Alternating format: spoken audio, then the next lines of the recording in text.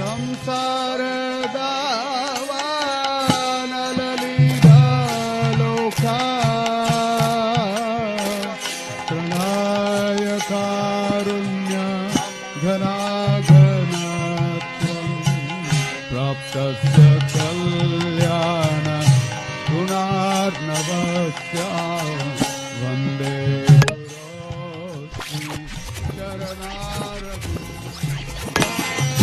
महाप्रभु कीर्तन नृत्य गीता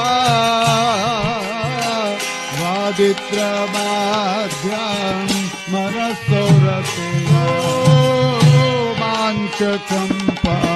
माञ्चचम्पाश्रुतारं रवजो वन्दे गुरो श्री चरणारविन्दम् श्रीविग्रहाराधन नित्य नाना शृङ्गारतं मन्दिरमध्यनादो युक्तस्य भक्तां च नियुञ्जतोऽपि